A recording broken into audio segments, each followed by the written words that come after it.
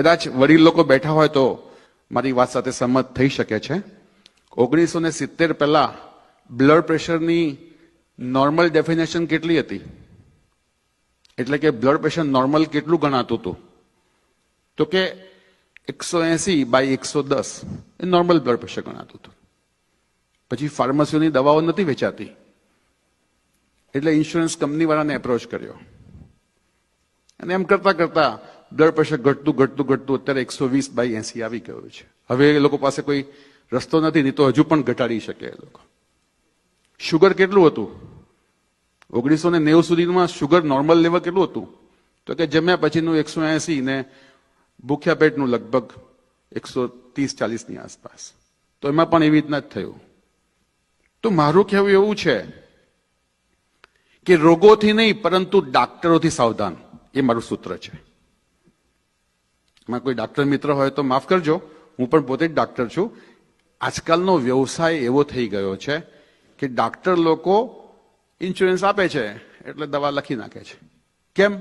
તો કે ઘણી બધી વર્લ્ડમાં એટલી મોટી મોટી ફાર્મસીઓ છે જે ડાક્ટરોને ટાર્ગેટ આપે છે કે જો તમારા ગ્રુપ વાળા આખા વર્ષમાં આટલી આટલી બ્લડ પ્રેશરની લખશે કે આટલી આટલી ડાયાબિટીસની દવા લખશે કે થાઇરોઇડની લખશે તો તમારી ફેમિલીને યુરોપની 15 દિવસની ટ્રીપ મળશે અથવા 55 ઇંચનું ટીવી મળશે અથવા ફલાણી કાર મળશે, એવા પ્રલોભનો આપે છે. ઘણી વખત તો આપણે એના શિકાર બનતા આવીએ છીએ. અને એટલે જ સ્વામી રામચંદ્ર પરમહંસે વર્ષો પહેલા એવું લખ્યું છે કે ડાક્ટરો અને વકીલો ભાગ્યે જ સ્વર્ગમાં જઈ શકે.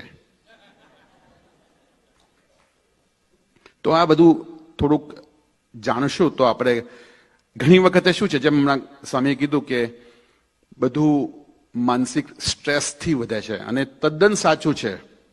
શિકાગો યુનિવર્સિટીના રિસર્ચ પ્રમાણે હું એવું કહી શકું કે 92% જે પ્રોબ્લેમ છે એ ફક્ત આપણી આંખની આ કીકી છે ને, આ આઈબ્રોઝ, એની ઉપર છે. 92% પ્રોબ્લેમ્સ. બાકી આ આઈબ્રોની નીચે કેટલા ટકા? ફક્ત 8% પ્રોબ્લેમ છે. તમને એવી ખબર પડે કે મારે આવતીકાલે બ્લડ પ્રેશર કે બાયોપ્સી કરવાનું ડોક્ટરે કહ્યું છે, તમે જોજો. તો એના માટે કોઈ તત્વચિંતક એવું કહ્યું છે કે સામાન્ય વ્યક્તિ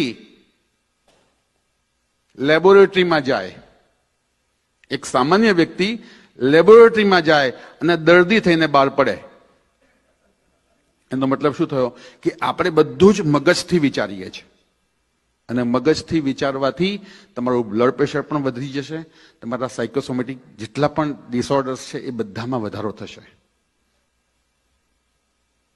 એક એનું બીજું ઉદાહરણ આપું. મારી પાસે ઇન્ડિયામાં નડિયાદમાં એક સાઉથ ઇન્ડિયન કપલ આવ્યું હતું જે ગવર્મેન્ટમાં હતા, જોબ કરતા હતા. અને એમના વાઈફ, મને ડાઉટ લાગ્યો એટલે મેં કીધું બેન તમે આટલું આટલું કરાવી લેજો રિપોર્ટમાં.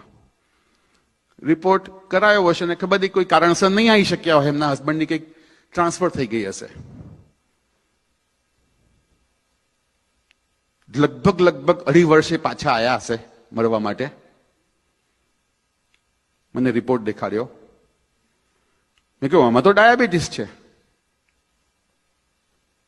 2.5 વર્ષ સુધી એમને કોઈ પ્રોબ્લેમ નહોતો. જેવું જાણ્યું કે મને ડાયાબિટીસ આવ્યો છે ત્યારથી એમને થોડાક વખતમાં એમના બ્લડ પ્રેશર બી આવી ગયું ને ઘણી બધી પ્રોબ્લેમ એ શરૂ થઈ ગઈ. એટલે જાણવાથી ઘણી વખતે, હું એવું નથી કહેવા માંગતો કે તમે પોતાના રિપોર્ટ્સ રેગ્યુલરલી ન કઢાવો, એ લોકોની ફોર્માલિટી છે ડોક્ટરોની, એ કરવી જ પડે. એ તો તમે કોઈના પર શું કરી દો. પણ આનાથી સાઈડ ઇફેક્ટ્સ પણ ઘણી બધી છે અને પોસ્ટ ઇફેક્ટ પણ ઘણી બધી છે. તો ચાલો આપણે પેલા 4 સૂત્રો જોઈ લઈશું. જો આ 4 સૂત્ર જે વ્યક્તિ નિયમિતપણે 90 દિવસ એટલે કે 3 મહિના સુધી ફોલો કરશે, તો હું આ બોલી રહ્યો છું, રેકોર્ડિંગ થઈ રહ્યું છે, તમે લખી શકો છો કે એમાં ચોક્કસપણે દવાઓમાં ઘટાડો થઈ શકશે અથવા દવા બંધ પણ થઈ શકશે જો એને 100% ફોલો કરશો તો. વૈદ તમને કોઈ ચમત્કાર નથી કરવાનો કે ઓવરનાઇટ તમને બધું સારું થઈ જાય. એના માટે એની પ્રોસેસ છે, એનો સમયગાળો છે, એ તો લેશે જ. શ્રદ્ધા, ધીરજ અને 3જા નંબરે બહુ જ મહત્વનું કહ્યું છે ભગવાન ધન્વંતરીએ કે તપશ્ચર્યા કરાવવી પડશે. તપશ્ચર્યા એટલે એવું કે હું તમને એક હું તો અનુભવથી તમને કહી રહ્યો છું. કાંતિભાઈ પટેલ નામ છે, ચકલાસીના મૂળ વતની છે અને મહારાષ્ટ્રમાં ચંદ્રપુરના ગામમાં એમનો બહુ મોટો તમાકુનો બિઝનેસ, બધા તમાકુના પાઉચ બનાવીને વેચતા હોય છે ને બધા, એવો એમનો કઈ વ્યવસાય. હવે એ મારે આ શબ્દ એટલે વાપરવું પડે કે તમને ખ્યાલ આવે કે જે લોકો દારૂ બહુ પીવે ને એ લોકોનું લીવર ખતમ થઈ જાય, એટલે સિરોસિસ નામનો રોગ. હવે સિરોસિસ થઈ ગયું એટલે એમને તો અમદાવાદમાં ને એપોલોમાં ને બધી ઘણી ઘણી જગ્યાએ એમને બોમ્બે સુધી પણ દેખાડ્યું અને કહે છે સાહેબ આમાં રસ્તો એક જ છે કે લીવર ટ્રાન્સપ્લાન્ટ કરાવવું પડે. અને એ વખતે હું 2013ની વાત કરું છું, તો એ વખતે લીવર ટ્રાન્સપ્લાન્ટ નવું આવ્યું હતું સર્જરીમાં, એટલે લીવર ટ્રાન્સપ્લાન્ટનો ખર્ચો ઇન્ડિયામાં એ વખત 40-50 લાખની આસપાસ થતો હતો અને એમાંય સક્સેસ રેશિયો બહુ ઓછો હતો. અત્યારે બી ઓછો જ છે, તમે જોઈ શકો છો ગૂગલ પર કે લીવર ટ્રાન્સપ્લાન્ટનો સક્સેસ રેશિયો કેટલો છે. એનીવે હું મારું એ વખતે ઇન્ડિયામાં જવું અને મારા પૂજ્ય દાદાજીનું લીવર પર ઘણું રિસર્ચ હતું એટલે એ લોકો જાણીને મારી બાજુ આવ્યા હતા ને બધી જે શું કહેવાય કાઉન્સેલિંગ કર્યું. હવે હું તપશ્ચર્યા કેમ શબ્દ બોલું છું ને આ ઉદાહરણ કેમ આપું છું કે મેં એમને કીધું કે તમારે તપશ્ચર્યા કરવી હોય તો આ રોગ સારો થઈ શકે એમ છે.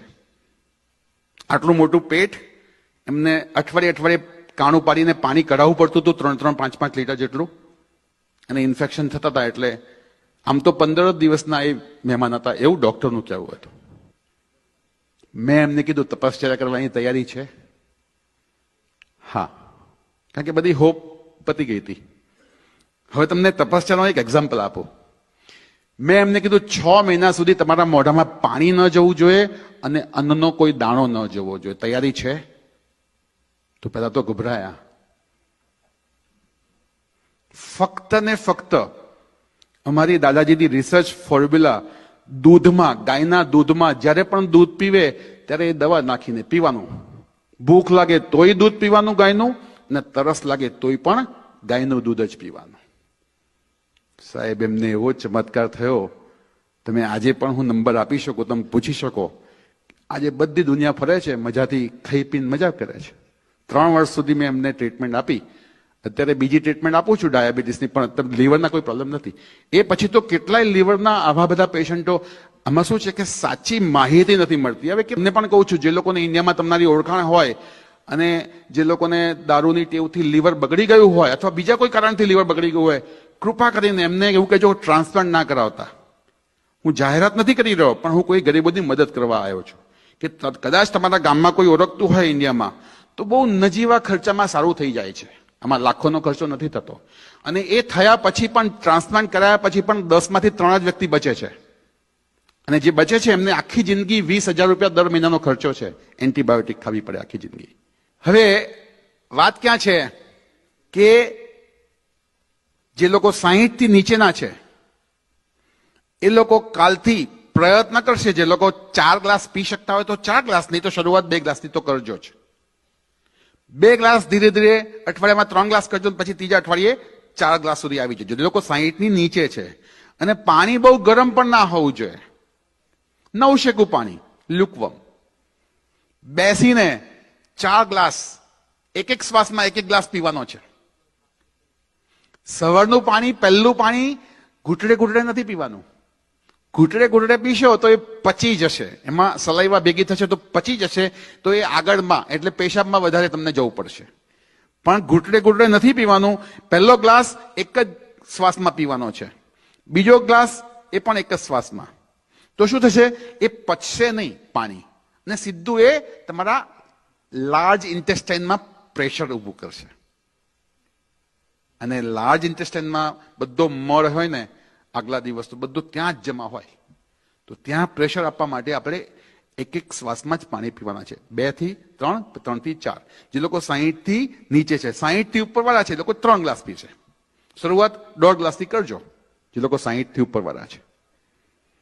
તમારા 50% તો પ્રોબ્લેમ કે આયુર્વેદમાં એવું કહે છે કે જિસકા પેટ સાફ ઉસકા સબ કુછ માફ.